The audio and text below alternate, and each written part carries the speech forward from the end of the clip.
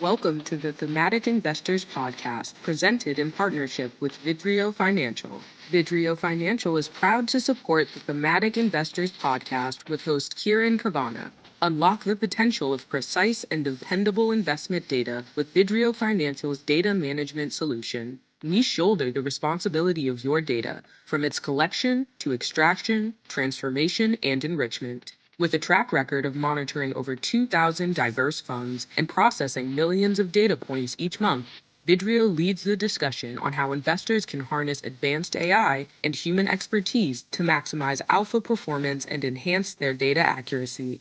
Discover how Vidrio empowers your data with comprehensive analytics on performance, cash flow, risk, and valuation, all delivered seamlessly through Vidrio's Data Management Hub. By consolidating multiple systems into a single source of truth, Vidrio saves your investment teams valuable operational time, providing actionable insights like never before. Explore more at vidrio.com. All right. Well, welcome to the Thematic Investors podcast. I'm your host, Kieran Kavana of Old Farm Partners. Our goal is to bring you great investors and their themes they're working on. Very excited today to have Rob Citrone, who is a macro hero of mine, and he's the founder and portfolio manager of Discovery Capital. He's one of the best global macro investors in the world. He would not say that, but I'll go out there on a limb and say that. He runs a multi-billion-dollar hedge fund in the truest sense of an open mandate. He can invest anywhere he likes in any type of security. He founded it in 1999, and the fund is compound capital in the low teens, and it's in its 27th year. It's a true survivor and thriver of the hedge fund business. Welcome, Rob. Great. Thank you very much, Kieran. Thanks for having me on. It's great to see you again. Great to see you too. You know, it's quite a time we're living in, and I know I'm chomping at the bit to get into what you're seeing because I know it's a lot. But, I'd love it if you could kick off, just talk about you and your experience, give a rundown how you got to the place you're in today. Yeah, I'm a Pittsburgh guy, and I grew up there. My grandfather was a coal miner, and when I was 2 years old, he was dying of black lung, so we had to move back into the home to try to help them support themselves. We baked Italian bread and delivered to the town, and that's kind of how we survived. And Wow. We didn't have enough resources to have a crib, so I slept in a drawer. So I come from very modest means and a kind of early start, but that's where I get my passion for Pittsburgh sports and Pittsburgh as a whole. But it was wonderful. My dad was a sales guy, and we had a nice kind of middle class upbringing from there. And I had 6 brothers and sisters, so Wow. it was always a lot of fun. I was the oldest of 6, so we always had something happening and going on. But I went to college in a small college in Virginia called Hampden-Sydney. It's the 10th oldest college in the country, a really special place, and I really. A lot of things happened there very positively for me. And one of the things that I did while I was there is I did a senior thesis on the Latin American debt crisis, and it was myself and a professor. So, I had to do all the research myself. And that's really how I started to get into emerging markets. I had an economics degree, and so it made sense with macroeconomics and things of that nature. And went from there to work for First Boston, got into their sales and trading program. And I was working with a bank analyst, and at the time, the biggest issue for the major banks in the U.S. was what was happening in Latin America and all the reserves they had to put against these Latin American countries in particular, but a lot of the emerging countries. And he basically said, look, Rob, you've actually studied this closely. Why don't you go and help me figure out what those loans are worth in Argentina or Venezuela or Brazil or Mexico? And so I spent some time traveling there and trying to figure that out. And that's really how I got my start more aggressively in emerging markets. Went and got an MBA at the University of Virginia, and then went to Fidelity Investments and started Fidelity's emerging market fixed income and currency group for them. But I started first as a corporate analyst looking at what they call fallen angels, so companies that were investment grade that became below investment grade. So it was really intensive credit work. In fact, I was the first sell-side analyst ever to go give a presentation to FASB. So I know how to look at balance sheets, tear apart income statements, balance sheets, and look at companies very directly. So I'm very comfortable in the investing world and looking at equities and very much from a cash flow and kind of growth perspective. But then when I was there, I saw this tremendous opportunity in the EM debt space was just starting. We had Brady bonds were just starting to be, the loans were being restructured into bonds. And I got Fidelity involved in some of those, and we started to have great success. And so basically, I saw this great opportunity. I took it, and that the rest is history. So I've been investing macro and emerging markets focus really for 35 years now. And then you must have met Julian coming out of Fidelity. Yes, I was at Fidelity, and there was a gentleman at Fidelity who had gone to Tiger, had been there for a year or so, and Julian was looking for somebody to do emerging markets. And the gentleman said, well, the best one is up at Fidelity. I know him very well, and you should get to know him, and maybe we hire him. And Tiger did an amazing job of hiring people. I mean, that's one of the successes of Tiger. It was a very thorough process. I mean, you had to talk to Julian for like 3 or 4 months. Think he wanted to see how you thought. You had to meet with Dr. Stern, who was like a psychologist that would you fit well Right. with the firm and with Julian, and could you take the pressure and all the other things.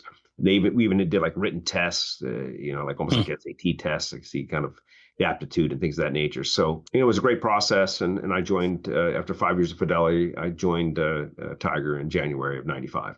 And Wow. it was a great experience. The growth of Tiger was enormous during that period. I saw growth of Fidelity also a lot from 1990 to 95 that I was there. So I got to experience a lot. And, when you're at places like Tiger and Fidelity, you get access to the best. And, I've one of the advantages I think we have at Discovery is the experience we have. And I've traveled all these countries at very senior levels from a very young age. And so, I don't just do it from my desk here in Connecticut or Disney World. I actually get out there and have done it for many times. So, I've traveled all over the world, and it's just a huge knowledge base that I can draw from. But even more than that, it's the contact that I've developed in these countries over time now. And most of them now are very senior people, either running companies or finance ministers or central bankers or very senior people in the markets there. So it's a huge competitive advantage. I can just pick up the phone and, talk to senior people in these countries and really get a feeling for what's actually happening on the ground, and then going and visiting in places where I think the best opportunities are. I really want to get into your process more because, I think that it's unique, and I understand, like, you can understand the implications of things very quickly.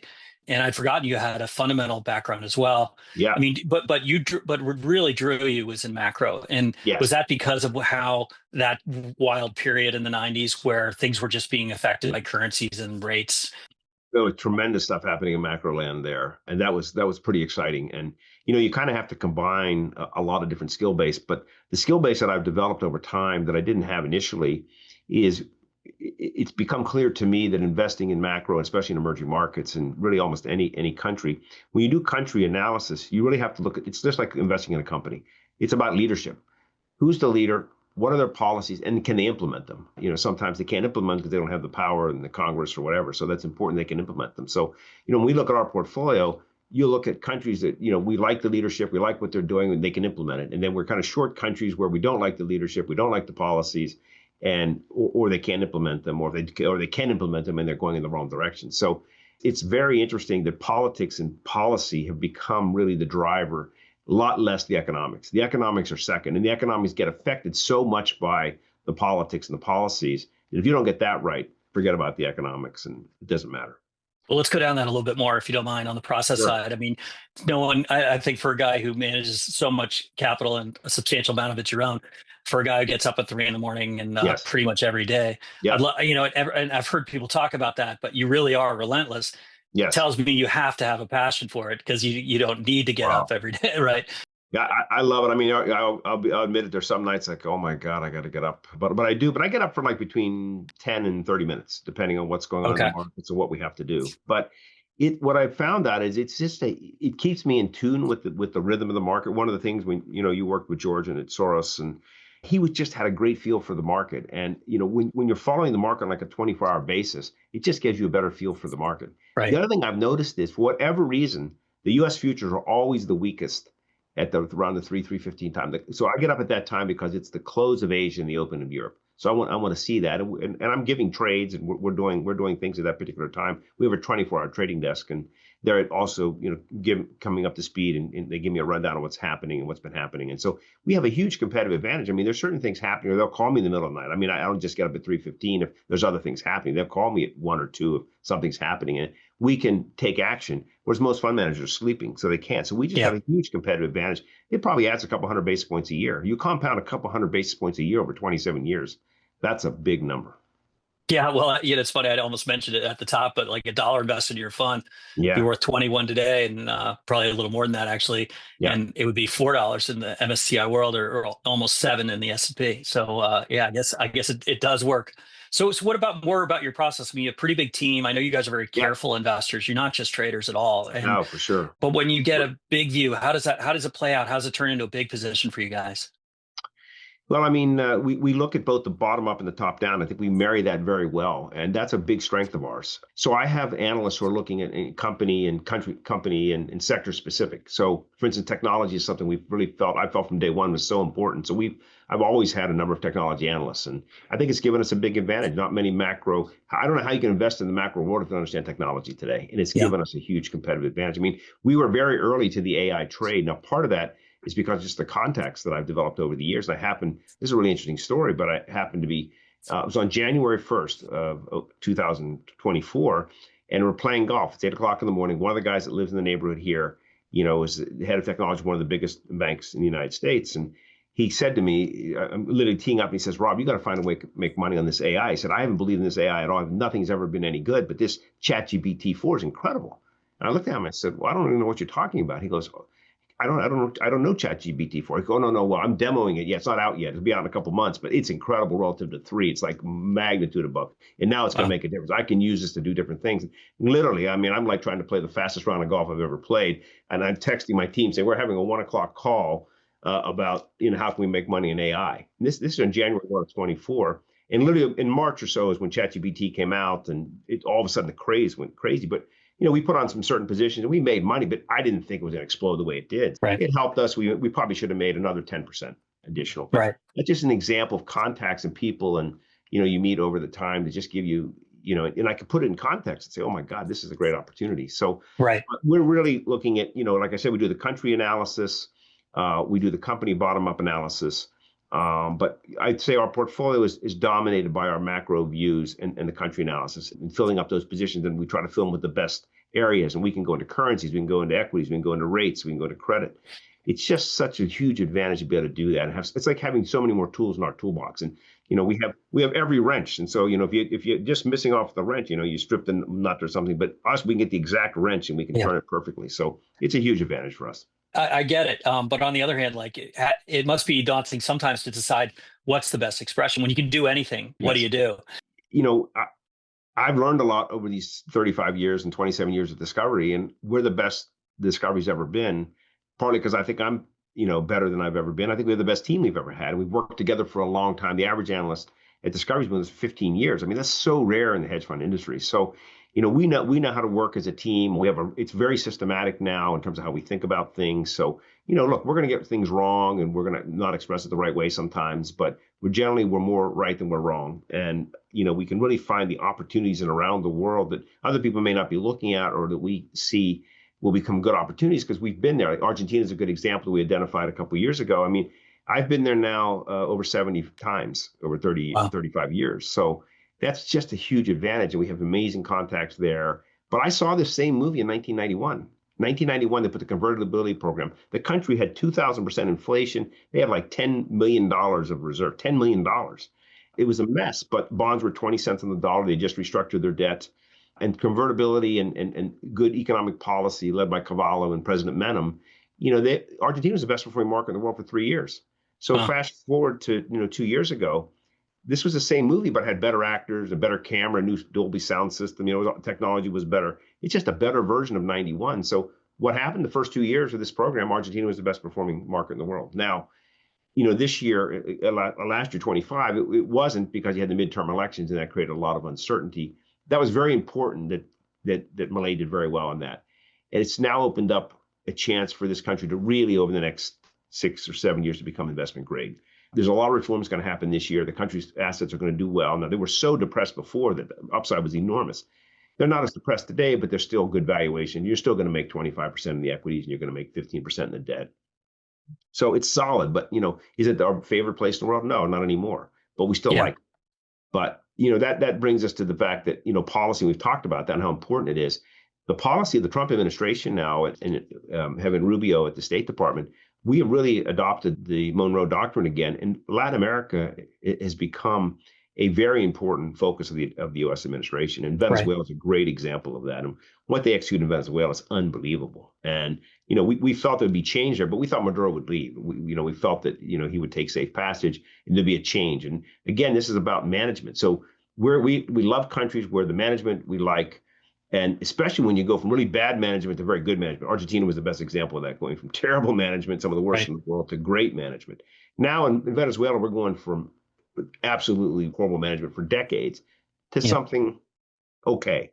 It's not great management, but the change, the delta is so enormous that it creates value for the Right, I'm security. sure, and the implications for China themselves. And I know it's fascinating when you're a macro person, you can do anything, right? And you're Yes, starting at a low base, I'm sure. yes, for sure. Is it? I don't even know how you express a Venezuela view if you have a Well, positive we view did right it now. through the dollar bonds You in did. Venezuela and PDVSA, which Yep. are liquid and they're sizable. When they were trading, we started buying them a couple of years ago, and they were 6 cents per claim. Hmm. They went to about 15 cents per claim, middle of last year, and we had to double our position because we really felt Maduro was going to be out. And now today they're about 25 cents per claim. So you still have, we think they'll end up at 50 cents per claim. So you still have a doubling from here, and we think that gets restructured over the next 2 years. We're really impressed by how fast things are moving in the positive direction there. And we really feel the U.S. government is committed. This is Rubio's baby, so it's gonna be Yeah. successful. U.S. is putting tons of resources there to get it done. Is that? I mean, it is fascinating since you've gone down that road. I mean, South America in general, right? I know you've Yeah, been an Argentina person for 25 years, yeah, and Colombia at times, right? Brazil for sure, both yeah. sides, I think. I mean, Brazil's the most interesting one this year. Yeah, I mean, Yeah. Brazil, it's either going to be the best performing market in 27 and 28, or it's going to be one of the worst. And it really Is it depends because on of the the presidential election? election. If Okay. Lula Yeah. loses, man, Brazil's going to be a home run. If he wins, could have a big crisis. So that's when we don't know yet. We don't have much exposure there as a result. But as soon as we have high conviction of what's going to happen, or it actually happens, then we're going to be very aggressive, either long or short in Brazil. We haven't talked about the short side yet, but that's a very Yeah. important part of what Discovery Go ahead. does. We're one of the largest borrowers of individual securities in the world. We still short individual securities. It's a big part of what we do. It's a big value add, especially the last couple of years. I mean, we produced pretty outstanding returns in 23, 24, and 25 with very low net equity exposure. We probably averaged 15% over that period of time. So our shorts were really value added and massive alpha generation, and in some cases actually made money on the short side in very strong markets. I mean, it is fascinating. Actually, your colleague Mallory was telling me right before, just recently, that the firm's been around obviously for as long as it has been, but you had your best 5 years, the last Yes, 5 years. yes, that's Amazing. correct. Yeah. Amazing, amazing. And because I mean, you've had ups and downs in your career as Yeah, everybody for has sure. had, and No, you and you and learn you from them and you try to do better. And I think we got too big at the end in like 2017 to 19. Too many people. My analysts were lined out the door. I had 40 some analysts. It was just way too wow. many. Today we're like a perfect size. We're like 36 people. And I got about 20 people on the investment team. It's a perfect size that we can maneuver in the markets and make sure that I'm not diluting my expertise, and that I'm also spending a lot of time. I spend over half my time talking to my outside contacts. They're so valuable, and that's an important process of what I do every day. And if you don't mind, we talked a little bit about it on the tech side, and that's clearly like du jour, the Yeah, main event, or sure. like Pat Riley would say, make sure the Yeah, main thing is the main thing. Is where are we on that? If you don't mind, I'd love to yeah, get your view because you played it yeah. great for a couple of years. Yeah. We're kind of in the seventh inning now. We're not at Okay. the end. We're in the seventh inning. I think what was very interesting about 25, even with AI and all this wonderful tech in the U.S. market in dollars was below the median return Okay. last year of markets globally. I think that's going to happen for the next 3 to 5 years. I think the U.S. is Well, going to underperform the other markets in dollars. Now, part of that is the dollar is going to go down, right? So we've got a big tailwind investing globally now. So you need to, and everybody. Part of the reason is also everybody has too much corporate America. Everybody globally owns corporate America, so everybody's super long. So that marginal buyer is just not there. Plus the valuations. When we're looking at some of yeah. these companies, okay, yes, the EBITDA may go up 20% more than expected, but it's 35 times EBITDA.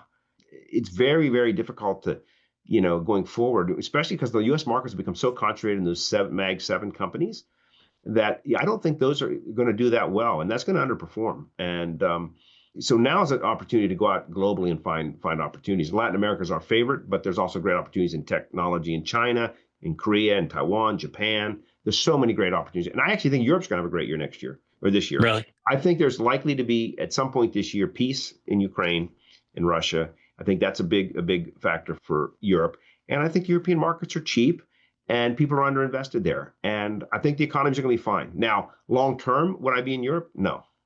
The next Right. couple of years, yes. And I think 26 will be a good year in the markets in Europe, and probably a better year in dollars than in the U.S. Yeah, I mean, what about European growth, by the way? It just that's always what I worry about. I think it's going to be pretty anemic. We've expressed a lot of our European exposure through Greece and a lot of Okay. Greek equities, banks, industrials in Greece, and it's been a home run the last 3 or 4 years. And we still have some exposure there, and we still like it. But we're broadening out a little bit some other opportunities, and we've had a few others. We do have a few shorts as well that have worked well. I really think that if we look on a 5 to 10 year horizon, there's going to be a major change in the shift in the structure of Europe. It's not going to be the same. They can't get anything done. There's too many countries. They can't decide anything. The Eurogroup gets nothing done. They never agree on anything anymore. So I think you're going to see a restructuring of it somehow. That usually creates problems and usually creates opportunities on the short side. So I think there's going to be some great short opportunities. And plus, they don't have some countries have got some pretty good leadership, but most of the countries are struggling politically and the leadership. And France is a good example. What are we going to end up with in France next year? We don't know. We don't know what's going to happen. So that's not the only one, but there's others. But it's just they all have different. It's very difficult to get 27 countries together and agree on anything. Right. So. What's cool, even just listening to you right now, I mean, your process is so holistic, and I'm not trying to be solicitous, but so many macro guys, they start with fixed income differential, rate differentials, and they start with GDP, and you guys just think about the whole thing together and then come up with the right expression. Is that fair? That's right. That's right. We're like 3 or 4 steps before we get to the things they're looking at. We've already done 3 or 4 big steps. Yeah, and I also remember the access has got to be good for you, and that I think it was last year you spent a day in Mexico with the finance minister. Yeah. And no one was looking at Mexico, right? And so they're probably happy to talk to you, and you came back and with really interesting insights. We've liked Mexico for a while, and I think the new president is a big improvement from AMLO. Yeah. And I think she's going to take Mexico in the right place. Not going to be easy, but I think she's off to a decent start. And but it was interesting because I had never met it is an interesting story. So I had never met the new Mexican finance minister. I knew the previous one. In fact, he had been in the private sector, and I was a client of his for many years. So and he did a good job. Julio did a great job. But the new guy I had never met. So he was coming to New York, and but he called my office, and they said, "Rob, we're coming to New York. We want to meet you." I was like, "Well, that's interesting. Okay, I'd love to meet you. I'll come in." And so I had a private meeting with the finance minister. And the great thing about it was Rubio had just met President Sheinbaum the day before. And this gentleman, I was so impressed. He was a foreign minister before. He was the mayor of Mexico City. He very much thought about the world holistically, and I thought about the relationship with the United States. And, he wasn't he had great people around him who did all the economics and stuff, and he was good at it, but that wasn't his expertise. His expertise was relations and discussions. And so he knew how important the USMCA is in renegotiating that. Mexico's gone a long way in approaching and already kind of pre-negotiated a lot of it. So that's going to be a huge trigger for Mexico this year. I think the deal is going to get done. And when it gets done, as it gets close to getting done, the Mexican market is going to fly. But one of the things he said was there was a great meeting between Rubio and the president, and they agreed on many things, more than just trade. They agreed on immigration. They agreed on fentanyl. They agreed on some of the things with the cartels. So it was a holistic, and I said, wow, this government, which is a surprise, this government will be all in with the United States. They are all in with the United States. And when I kind of figured that out, it clicked and said, wow, this is even more powerful. We liked Mexico already, but it's even more powerful than I thought. It's so interesting. I mean, it wasn't widely thought of that at that time, for sure. Right. I mean, I remember not at all. Everyone's an adversary at the time. Yeah. And, and I had a bunch of questions before getting into policy, but I have to, since you already opened it up, I mean, we got to talk about the Trump policies. I mean, they're probably the most destabilizing. I mean, like clinically, not, negatively. Yeah, I mean, but they are to sort of global order. Besides, I agree with you 100% on basically this hemisphere. It's Monroe all over again. 100%. But what do you think? I'd love to hear where you are right now and how the good and the bad, maybe, or where how you think these things play out. I have 4 Democratic friends. It's only been 1 year, right? And they've got 3 more years here, and it's dizzying. Yeah, I mean, there's a real divide on President Trump. But what you can say about him is he does things and he gets things done, right? I mean, he doesn't sleep much, so and he doesn't he likes always to be doing something and getting something done. So he's, I think that what he's done on the foreign policy side is enormous. I do think he's going to be successful in getting peace in Ukraine and Russia, and he'll be the big driver of that happening.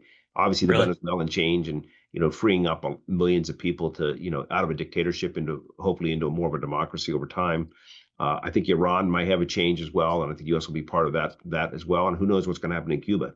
But these changes are big. And then I think he's trying to get better relations with both Russia and China. We need to have better relations with Russia and China. Right. This is critically important. It's not to say that we're going to be friends, but we need to have relations. We need to talk. We need to work out our differences. We have those differences. So I think he's trying to do that. So what he's done on the foreign policy side, I think, is really spectacular. On the economic front, I think we're going to have a boom in this country. Now, we may have to pay for that later, but he really, they really are trying to get investment going in this country again. And that's a very good thing. And I think that's what the big, beautiful bill is focused on. It's about getting investment in the United States. And I think that's what the tariffs also were partly about, raising money. That helps a little bit. But it's really about, we need to invest here in the country. There's been unfair trade, no doubt about it. And so he's trying to level that. So I think those policies are generally pretty good. And I think we'll benefit from that. But you're right. There's a lot of changes sometimes. He changes his mind. He changes his mind all the time. Yeah. That's good for us because we can anticipate it sometimes. And in addition, we can then take action because we understand what the implications of all of those changes are. So a good example is last year where, we saw and did a lot of work on what the tariffs would be in April. And we're like, oh my God, they're going to have a base. And then each country's going to have these big tariffs. Market's going to hate that. So we were 50% short the U.S. market and 35% net short overall. And it's rare you ever get, they told us the day and the time you wanted to be short. You were short in advance? Yeah, we short in advance. Yeah. Because we figured, look, I have a wonderful analyst, Scott Evans in Washington. He was spending the last 70% of his time on tariffs. I was spending a third of my time on tariffs for a month. Right. And we came to the conclusion, we didn't know for sure, but this is what we thought it was going to be. And I can remember that it was very interesting the day that it happened. He comes out and he unveils the 50, what was it? I guess it was a base rate of 15% tariff. Yes. For everybody. And the market started to rally. And I'm looking at it going, that's crazy because he hasn't owned a piece of it. So we're already 50% short, but I literally, I'm here in my Orlando office and I have a direct line to the desk. I hit the desk and I say, look, let's short 2% more of the S&P. This is crazy. And literally 10 seconds later, he unveils Europe's 27 and Cambodia's 52 and Vietnam is 50. And all of a sudden the market starts tanking. But I look over at my screen and I'm like, man, the market's only down 20 points. And my desk said, no, Rob, it's down 120 points, the S&P. It fell 100 points in like a nanosecond. So, we made a very big return in April. But then we saw that he's got to change his mind towards the end of April because it was getting too problematic. So we started to cover a lot of our short 5,000 on the S&P and, didn't cover all the lows, but covered at good levels. And so then we had a big return in April and a big return in May. Wow. So that's policy and change of minds. And, it's hard. If you're running a business, man, it's really difficult. Yeah. But I think we're settling down now, and I think you'll see less changes going forward. And I think the U.S. economy is going to boom this year. Yeah, I mean, I remember you saying that last year. Also, I was at dinner. I couldn't believe it, and then I actually just saw that. I don't know how accurate it's going to be. The Atlanta Fed, that model they keep of fourth quarter GDP. That's 5% real growth. I think last time we had 3 quarters in a row above 3% was 98. Yeah, it's amazing. But we might have a 6 or 7% quarter this year. Is that real GDP growth? Real, wow. Yeah, real. Wow. Real, yeah. I mean, how do you see this playing out, though? Why did you say but we'll pay for it later? Would that be through inflation?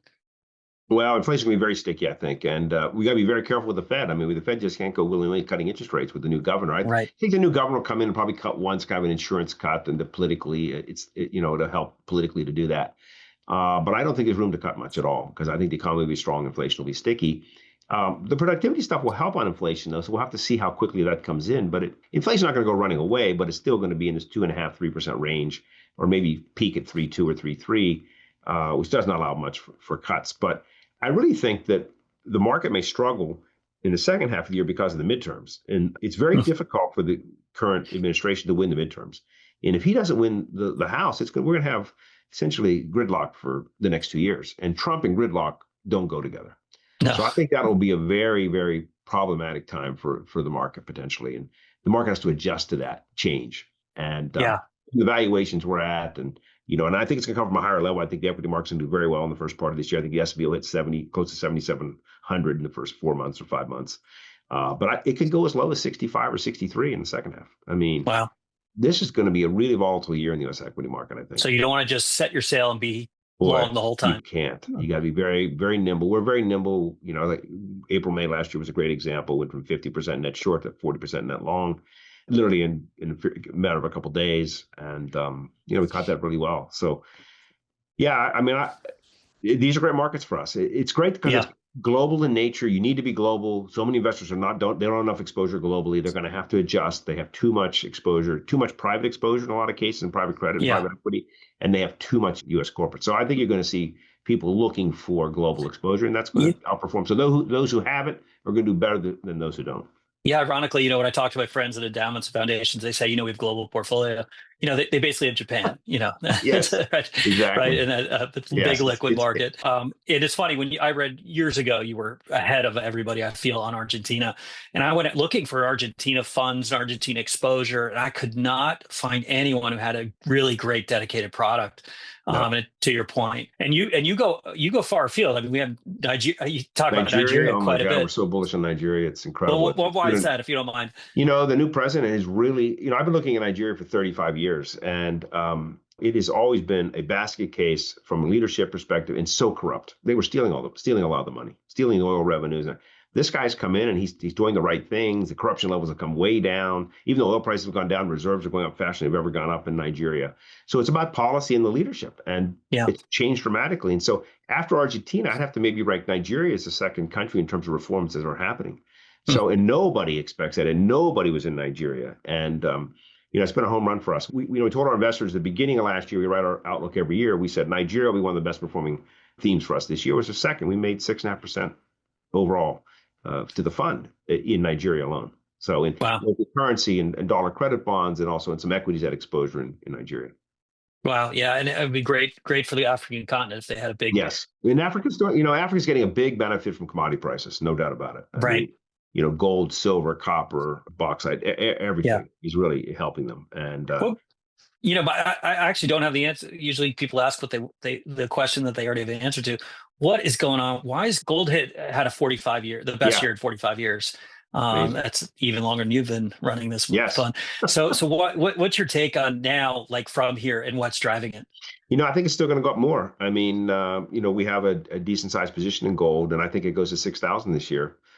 And it's being driven by central banks globally who they want to have less treasuries. And when the reserves are growing, they're putting more of it in gold and less into treasuries, because the sanctions and things of that nature, they don't want to be subject to those sanctions. And so they're putting more of their money in gold. And then you get others doing the same thing, and investors in those countries and globally. So I think everyone also was really underweight gold. And now I think they're more getting closer to reasonable weight, but it's really the central banks driving gold. The demand from central banks is equal to or greater than the whole production of gold each year at the moment. Wow. Do you think we've hit peak U.S. dollar ownership globally? Yes. Yeah. I do think the dollar is going to weaken, especially against EM. I mean, we're really bullish on a lot of EM currencies. Were last year as well, and some of them did very well. We currently are short the yen, and I think the yen, but we're talking about another 4 or 5%. I mean, it's not, we've been short for a little while. It's not a lot left, but I think the yen and the euro go down a little bit in the short term because our economy is booming so much, and unless we get the peace in Europe, I think the euro maybe go to 114, 112, not much. I think that narrow range in euro this year, 112 to 123 kind of level. It's not much going to happen, but pretty soon the dollar will go down against pretty much every currency. The yen will strengthen, the pound will strengthen, euro will strengthen, EM will strengthen a lot. So I think the dollar, like last year, went down for the year. It was interesting. It was very weak in the beginning of the year. It strengthened in the second half of the year against most currencies, but still ended down. And this year, I think it's a little bit different. It'll be a little bit stronger, especially against the majors early on, and then weak in the second half. I mean, I remember when we actually worked together a bit in 2013, 14, you nailed. I mean, you got a huge pivot point. I mean, I know we're talking a lot about trading, but you got a dollar yen pivot point, and you identified that. Yeah, in fact, I convinced George and Scott Bessent, that they should have a big position as well, and they did a great job with it also. And I told my investors at that time, look, every 10 years a trade of the decade comes along, and dollar yen was the trade of the decade. And the reason it was a wonderful level to invest. It was at one, basically, to the dollar. They were intervening on the lower side to protect it from strengthening further. And we knew that I used to go meet the central bank governor of Japan every year. Shirakawa was his name, and he ran very tight policy. He was like a Bundesbanker, and he was in a deflationary environment, and the economy was crazy. But he'd want to talk to me because I could talk about the world to him, and he loved being, educated on what was going on in the rest of the world. And he spoke great English, so the meeting was in English, and it was fantastic. I'd go see him once or twice a year. But I knew he was leaving in April of 14. or 13. And that was going to be a big change in monetary policy. And that was the reflationist policy was going to be the driver of dollar yen much higher. And then Abe was running on a reflationist policy and he won. And we didn't know he was going to win, but that just added fuel to the fire. So that just made it an amazing trade.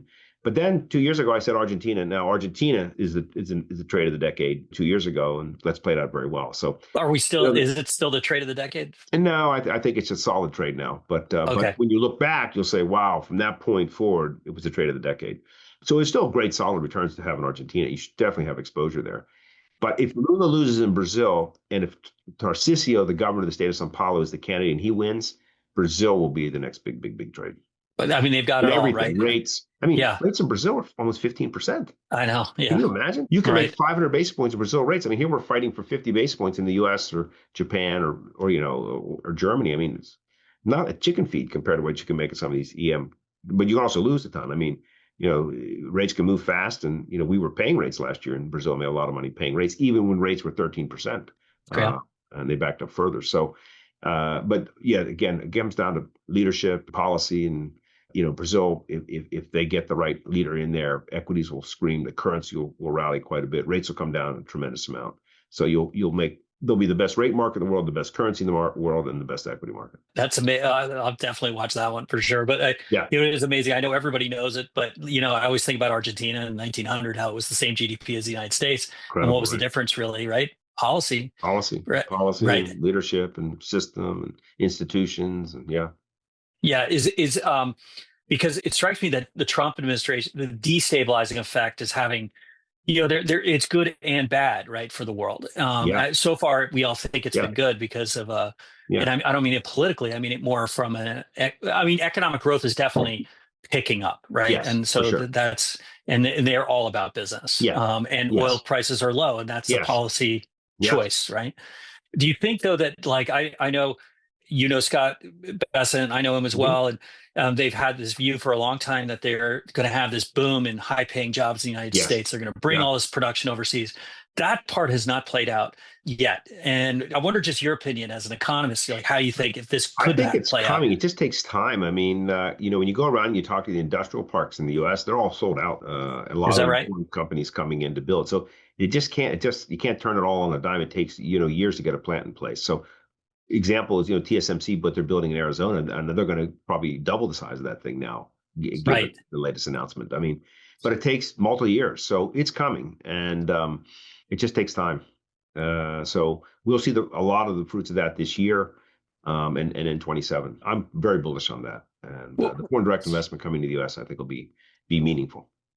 Right, but they're strong arming people like crazy, but it actually seems like people actually want to come here. But we'll see. That's a good reason to come here, and. But they do definitely have a policy of trying to, and keeping U.S. companies here too as well. But we have to be careful we don't overdo it. On like some of the tariffs were overdone, I think, like on steel and aluminum and stuff like that. I mean, I'm from Pittsburgh, and not much of a steel town anymore, but there's still some roots there. And boy, it's a boom for the steel companies. I mean, you put 50% tariffs on other people. Oh my God! Wow. But they raise price. I mean, the first thing they do is raise price. So. And what happens is the big consumers of steel, then it hurts them. And there's been a few companies, I think, that have had to go overseas to produce, even though they're paying tariffs now, because it costs their inputs. If their steel's a high cost of your inputs, you can't compete. If you want to shift gears just a little bit, I just love to talk to you about, I read one of your letters that you think the markets are getting less efficient. Yes. Prices are not discounting things until they actually happen. And why is that? We're more aware than ever. Well, first of all, a lot of passive money, right? So passive money only reacts. And then there's a lot of money run by machines, and that reacts to headlines and news. And so very few people are discounting what's going to happen and predicting what's going to happen. So it's a huge advantage for us. As I say, I think the markets are more dumb than they've ever been. Really?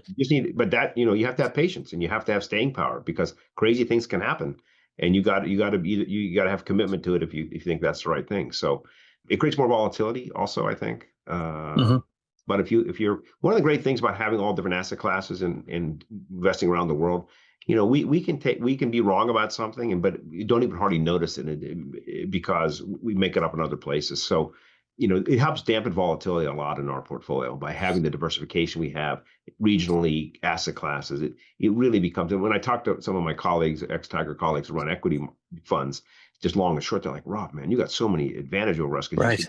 you can see the interesting thing in currencies or rates. And if there's nothing we can't do, we're stuck in just equity market. And you're doing it globally, and we're mainly in the Yeah. U.S., and it's just a huge advantage for us, and we'll just take advantage of it. So it's a great time for discovery.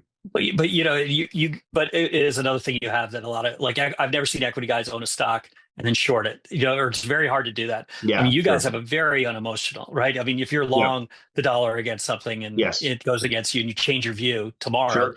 you Sure. don't just get out. You sometimes can reverse it.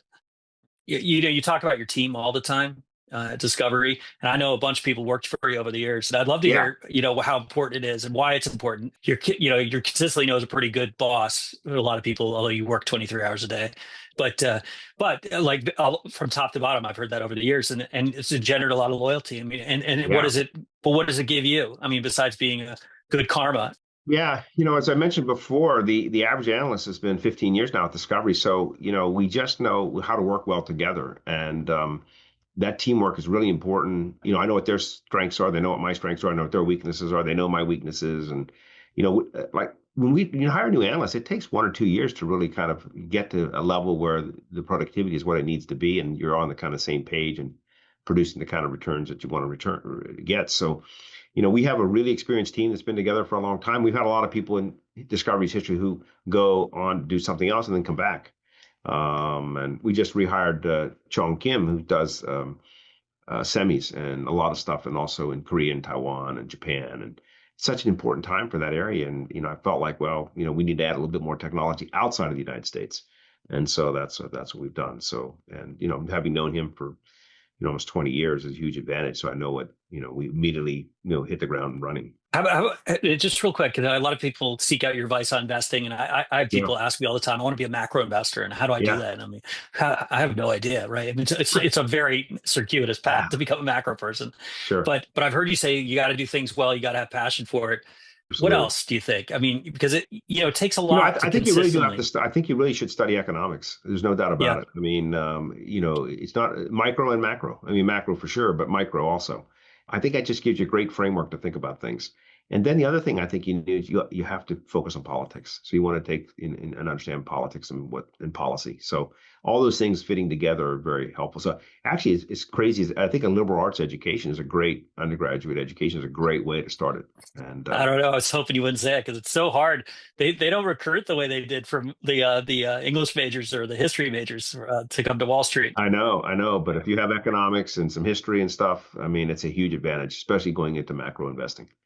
We have to understand numbers and things of that nature as well, and markets a little bit. But the other great thing is to if you have a passion for investing, I got started actually as a kid having a couple of jobs working hard in high school. And my dad said, you should invest your money. And I said, well, what does that mean? And he said, well, you should take your money. And now, and back then when rates were like 15%. So I just put it in the money market.